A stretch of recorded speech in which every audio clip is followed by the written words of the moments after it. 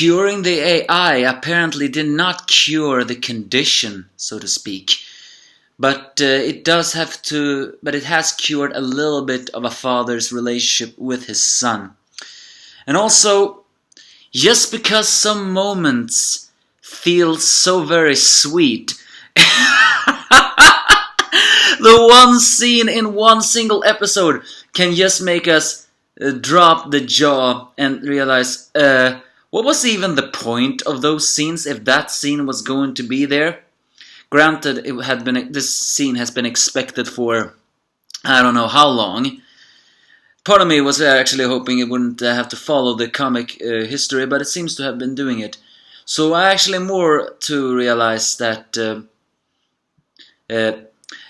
how do you say this? No, seriously, how do you say this? What I'm trying to say is, is that moment not meant to look like overly affection? It is only meant to look like an understanding moment of someone who Kaldor truly needs. Someone who is not meant to be a life mate, but more like a new best friend. Someone who can understand him. Because this episode does in fact finally reveal that Kaldor is gay or bisexual. Actually, Greg Weisman himself said he is, polysexual? Or something like that? Well, regardless, that is not what this episode is about. Oh, far from it. We follow with the history of the time when Violet ran away, but also Victor, and it's revealed... Oh yeah, by the way, I didn't say that this was the Angry Anime Fan Despair you were telling it. In this episode of it all, we see the horrifying truth that the father box, although Victor has since long been cured about the AI of the father box into the, the human body, the father box is still slowly killing him. So Superboy managed to get Dreamer, and thanks to her mother box, discovers that the only thing that can fully cure Victor's condition, but of course not remove the father box technology, is the inventor of the father box himself. A man who is even above the new gods of the new gods, so to speak. An enormous, arrogant man that even the new gods Genesaver do not like. And that is saying something. Well, granted, he created both the... When someone creates, the father box and the mother box, all for simple research, it's no wonder really that he will be truly despised. So either way, the team managed together with the Black Lightning. Oh, and by the way, there is actually a very moderate scene here that is very aching to that of a, sexual moment of Jefferson Pierce, Black Lightning and Dr. Helga. They are really getting bold there. And they manage to get that arrogant man, the man called Metron, and manages to, momentarily throw him off his chair and then but incapacitated him with Black Lightning, manages then to use the, the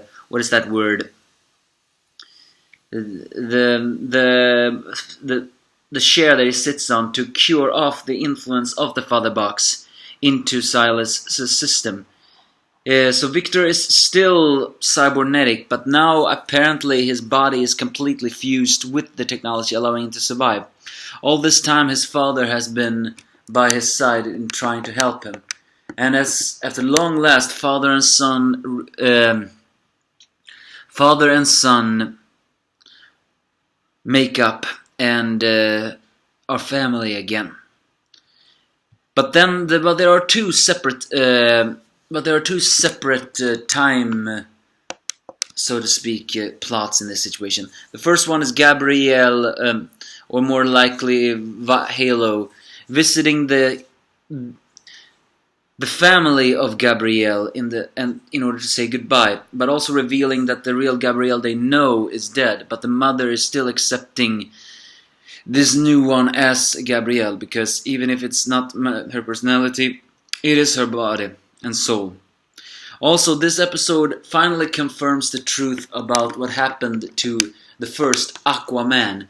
As we all have known, because this also shows a situation of Kaldur, as well as the unnamed Metatine 41, or should we just call her Dolphin? Because according to the Wikia, she is very largely inspired by Dolphin, and apparently she doesn't even want to tell her real name, meaning that her real name matters nothing to her. Either way, in this situation it's revealed that Orion, King Orion, is indeed still the king of Atlantis. He cannot be a superhero and a king at the same time. His plan was always for Kaldur to take the place, even after that, fake defecting to Black Manta and all that stuff. But when he finally, was done with that, he allowed Kaldur to become the new Aquaman. Although Aquaman Kaldur still feels a little bit guilty over the fact that he hides things from his king, as well as other people. He feels like it's very burdened with a very strong. He doesn't really understand if he is doing good intention. But the unknown girl comforts him and saying that she has known Batman, which is another sign of why she doesn't want to tell her name. She has been abused and perhaps even have seen many things more. So she calls Kaldur a true hero, someone who is truly kind.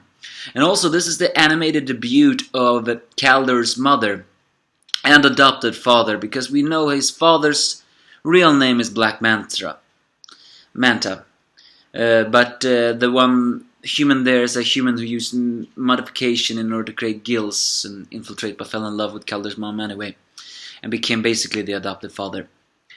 So yeah, the Dolphin and Kaldur has some sweet moments, but it's worth noting that even after she has kissed him on the cheek and sails away, because she is now moving to Atlantis, because after all she just cannot fit up there. Because of the gills, she cannot breathe on the upper surface, and she only have lived in a tank in the youth center. And she doesn't even speak English, so Kaldur managed to use a translation spell in order for her to speak Atlantean. But it's during that final moment that Kaldur actually kisses a man, which surprisingly is revealed to be,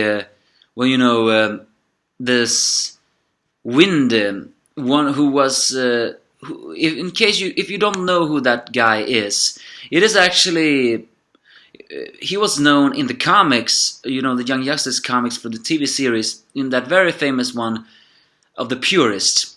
And do you know what I felt about that? I was so very angry that they never animated that, chapter. That chapter was excellent. And the same with the Gorilla Grodd situation. Why did they not animate that? That would have been an excellent episode. But yeah, Windy, who used to be a purist, is surprisingly in a relationship with Aquaman Kaldur. It is... So yeah, I mean, this was the episode everyone except maybe me was looking for. The confirmation, is Kaldur really gay? Because, I mean, he has shown attraction to Tula, but this was actually before the creators knew that the character who was based on the comics was actually gay. So many people began to guess, well, maybe Tula was just a single target sexuality. I mean, according to rumor, he did date Rocket. But according to Greg Weisman, he is, polysexual. And if I understood that correctly, it means that it doesn't necessarily mean he is bisexual, but it doesn't necessarily mean if he's gay either. Because according to Greg, he has only loved two people, Tula and Windy. And Tula was a girl and Windy is a man. So, yeah. I'm not really sure what can say about that. But so it's kind of even as much as Dalton seems to be drawn to Calder, if Calder is gay, then that's just gonna create some kind of awkward moments. But the fact that she could almost read his mind, well, not read his mind, could guess that he had guilt. Maybe she knows that there is no place for her in his heart. I mean, according to media, the character she is based upon is supposedly had a fling with Aqua Lad, who we know is Tempest in this series. So, and Tempest, he was together with Tula, so yeah, who knows? Maybe Garth will fall in love with her instead. But he is now an ambassador, so I don't see him return to Atlantis anytime soon. Finally, the episode ends with Gabrielle getting back home. Brion surprisingly didn't have a single line in this entire episode. He was surprisingly quiet, which is just how hard he takes this. It's not known if he's gonna make up with Gabrielle after everything there. And Tara is still a wild card, because she is telling to Slade that nothing has happened. Well, a lot of things happened, including the fact that Victor Stone was cured from his robotic thing, or and the fact that Gabrielle temporarily left but came back, and maybe the youth centers as well. Or does she just consider that not to be important news? She is a wild card and a dangerous one, and I don't like that. Also, another subplot is actually revealed that Harper Row, you know, the girl that kissed Violet, no, not Violet, Halo, actually does have an abusive household. So yeah, this Young Justice Outsiders really goes with the R all the way. Another note is that the guy who created the, Metron is actually voiced by Phil Lamar, who also voices King Orion. I mean, I'm a bit bummed that they're not having too many famous voice actors anymore. He actually mentioned Granny Goodness and Gretchen Mode, but here he says a very cryptic thing when Jefferson asks him, is Granny Goodness and Gretchen Mode the same people? And all he says is yes and no. Well, that's not exactly an answer, but maybe it is an answer. We have seen Granny Goodness, and while she has the same voice, she is surprisingly more muscular and taller than Gretchen Goodness. We know they are the same people, but what does it mean when they are both and not? Is it possible that the Granny Goodness is on Apocalypse, and Gretchen Goodness that is on Earth is just something that she has created, but she is still connected to her? I mean, that doesn't really make sense. But I have a feeling we will soon find out the connection. I'm more pissed off the fact that Young Justice no longer gives 3 episodes in a row. Why? There's some things that need to be solved. So yeah, this was an episode to reveal Calder's sexuality, the guilt of Halo, Victor getting cured, will he finally now embrace his role as Cyborg, and more. So all in all, it was packed with action. But you can give me your thoughts if you have any.